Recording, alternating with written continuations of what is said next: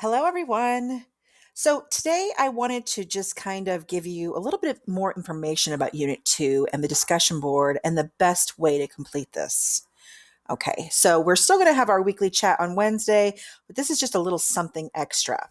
So, the Unit 2 overview you'll be able to read, and basically it talks a little bit about Unit 1, finishing it up, and then moving on to Unit 2, and you'll have reminders for your chats, etc. But some things that I want to talk about are the actual discussion board posts. Okay, because I've noticed in the past there were a couple issues here. So the first thing I want to tell you is to download and use the Unit 2 discussion board template and the Unit 2 example assignment. You can find both of these documents in my first post of the Unit 2 discussion board. So let me just slip over here so you can see this. This is the Unit 2 discussion board. Here are the two documents. Now, I have already downloaded both of these documents because it saves time. And so let's check these out and take a look at them. Okay, so here's the template. This is what the template looks like. Right beside the template is the actual assignment that has been completed. This is what yours should look like after you're finished doing it. It should look something similar. Yes, you'll have different links and you'll have different topics, but it should be completed in the same manner. So when you look at the template, okay, because sometimes people forget to use the template or maybe they don't quite understand how to use the template. But as you can see, you're leaving a lot of the information here on the template that is here right now. So I hope that makes sense. Basically, like the trending topic, you have this little thing here that says select a trending topic connected to your field of study or professional field and list your trending topic here. Now, there's usually something available about your topic or loosely related to your topic. Okay. So don't feel too pressured if you can't find something right away.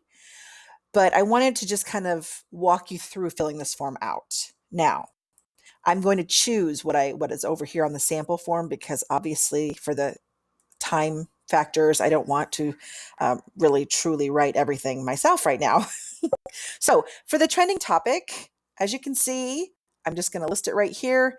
My trending topic is the flu shot. Very simple.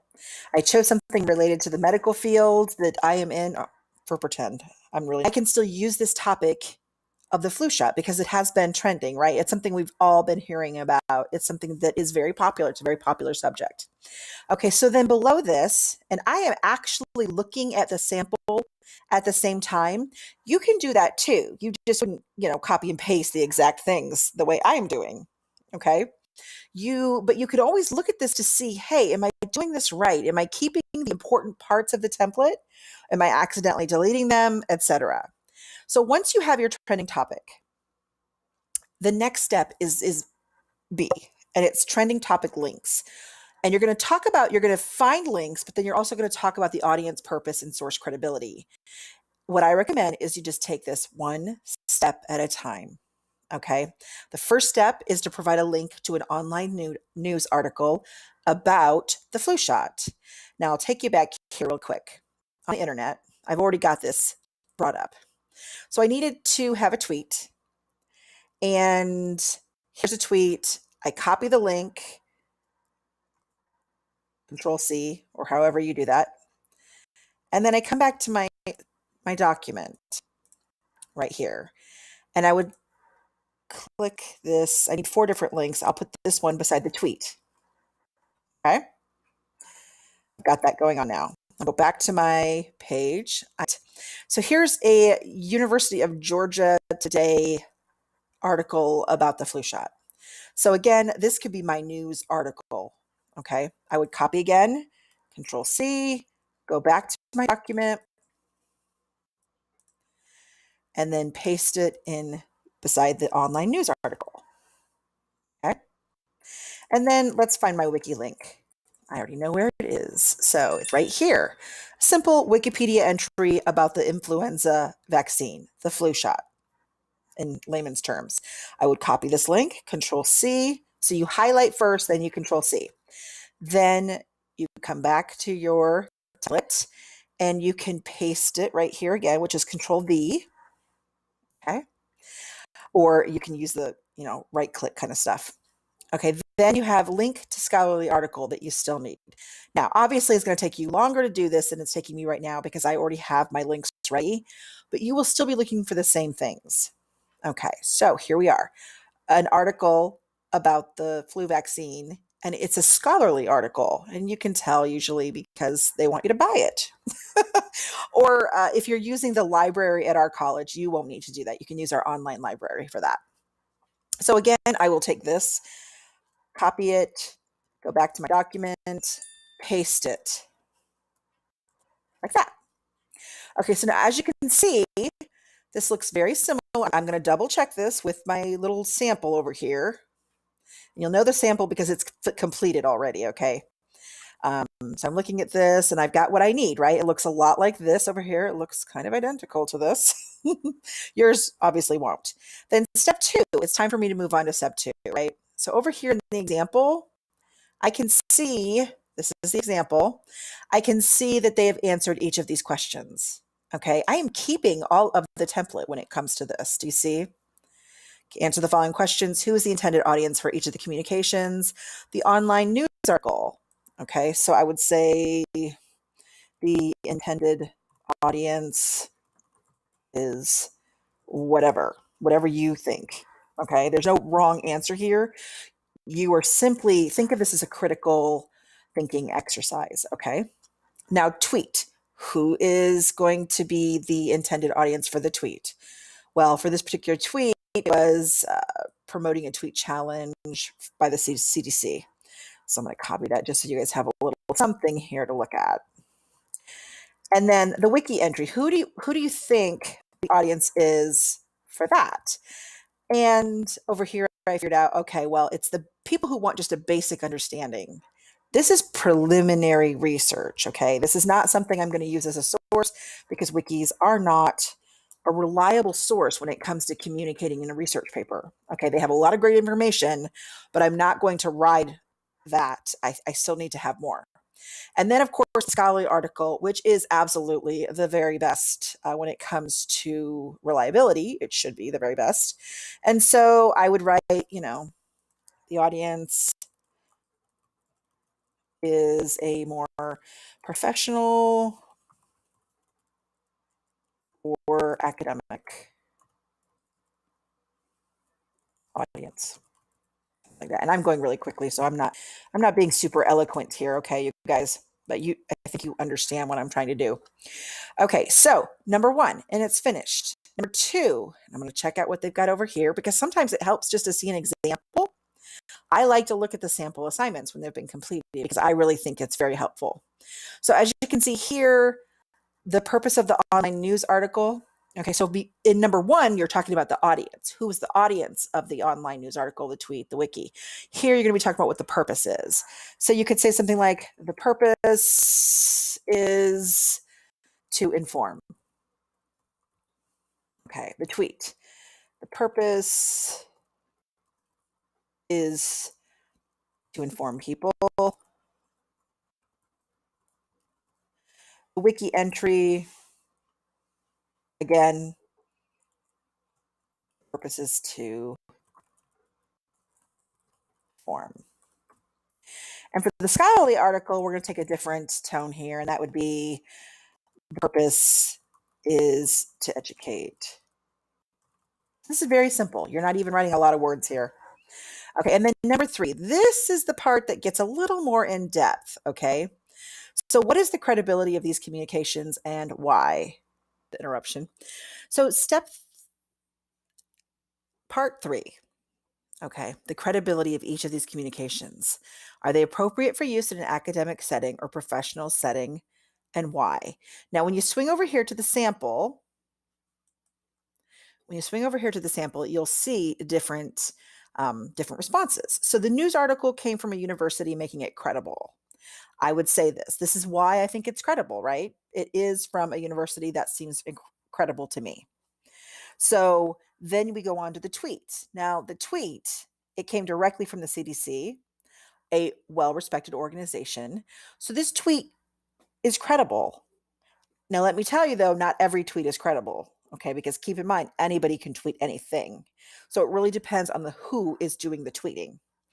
And then for the wiki entry, okay, Wikipedia is never a credible source because anyone can write it and anyone can review it and they may not be experts in the field.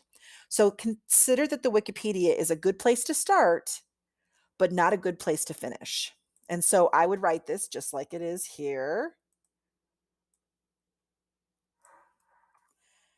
Okay. You're just basically asking yourself a question for each of these. Now, the scholarly article, what do you think? Is it appropriate? Is it credible? Is it appropriate for an academic setting or a professional setting, and why? So, over here, I say the scholarly article was published in a scholarly journal, and so it is highly credible. Why? Because scholarly articles are written by experts and they are also reviewed by experts. Okay, and I know we talked about this a little bit last week in our video, our live chat. So I just wanted to make sure that I reminded you guys of this. So yes, you'll respond to each part of this prompt. So for each section, you're basically answering 4 questions. Okay, so that's awesome. We've gotten that far. We're doing it. The next step is the mock message. This is where you're going to write a pretend message. Okay, you can either choose to write a tweet. Okay, and I'm looking over here at the sample to see what my sample did. I can choose to write a tweet, I can write a Facebook post, or I can send an email. Okay. And then there are considerations of things that you need to think about before you do these things. So, for example, you can only tweet 140 characters. Okay. It should be clear and concise and easy to read, and it should include a hashtag.